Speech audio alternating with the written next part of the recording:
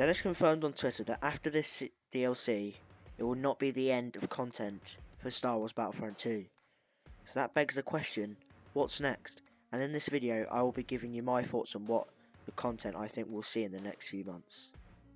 In my opinion, there are two possibilities of DLCs that we could get.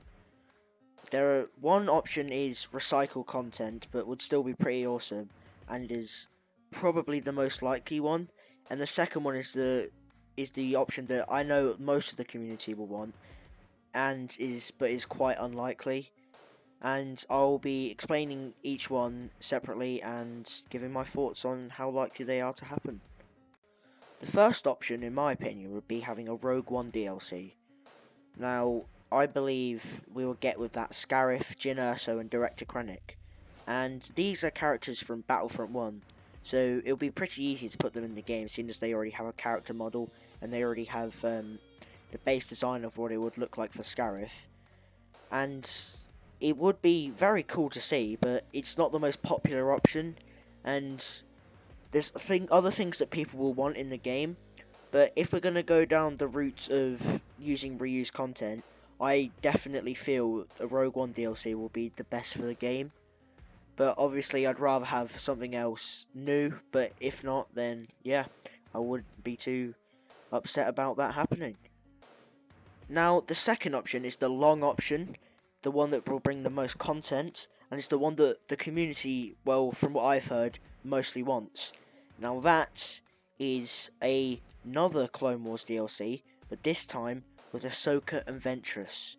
Now, you may be thinking this is like really unlikely, but a few weeks back, a leaker who goes by the name of Some Info did say that there was plans to bring Ahsoka and Ventress to the game, and I know I'd be really happy with this.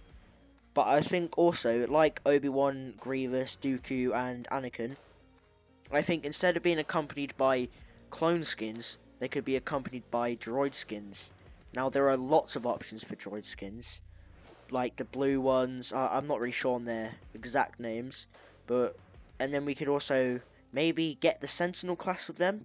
I think that'd be perfect, but it's quite unlikely, seeing as I don't think they'll want to be I feel it would take a long time, and they'd draw it out if they did do it. But I know I'd love to see this in the game. I know most of the community would love to see this in the game. But it's just not likely out of the two options I've laid out here. But nonetheless, I'm still hopeful for this game. I've been seeing YouTubers who aren't Battlefront 2 YouTubers covering the Grievous hype and everything like that. I've seen loads of people tweeting about it. I've seen an increased player base.